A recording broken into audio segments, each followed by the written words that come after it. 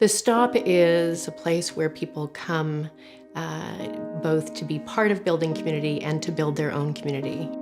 I don't think there's anything particularly radical about saying that people want to connect and they want to belong, but how that happens is pretty important. And finding your way to doing work that is going to be empowering for people in the face of systems that really are not empowering to them at all.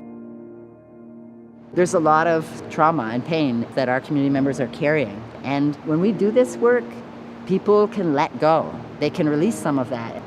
We try to just get our community members even close to the plants before we ask them to do any work. And just by hanging out with the plants, they start to connect. So when I see that first guy who's come in from wherever he's coming from and he's like acting really tough, he's like not sure about it, if it's cool for him. When he comes over, maybe it's not the first session, maybe it's the second or the third. When he comes over and he says, "What's up, plant?" It's done. That plant's called him in, basically seduced him. And that's gonna be a relationship for him. 35 years ago, the country thought it was going to be a moment in time. We'd open a food bank, people would get food, they'd go home, and things would get better somehow magically. And what we've, of course, understand today is that food banks become part of the system, and they don't address food security. We understood that our biggest impact was actually in meeting people, in working with people, and in creating spaces for them to be part of the Stop.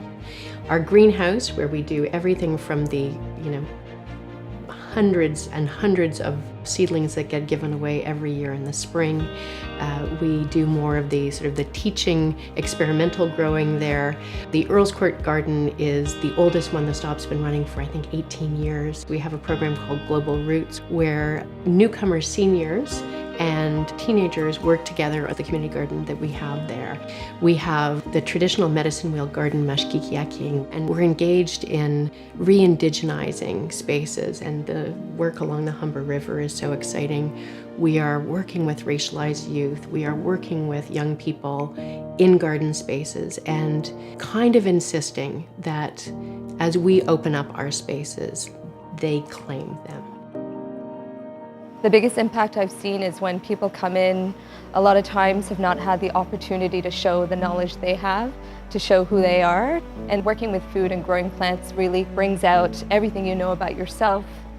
When you connect to your own identity, you start to understand that all of your experiences and the barriers and challenges aren't your fault. And when you feel confident that it's not your fault, you start to say, like, we can do this. We can be active participants in creating communities that are strong and healthy.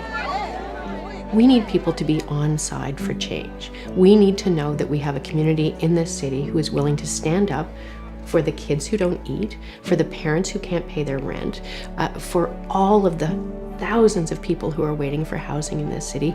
We need to know that more of us are willing to stand up and be part of that change. We know that belonging comes from what is most fundamental.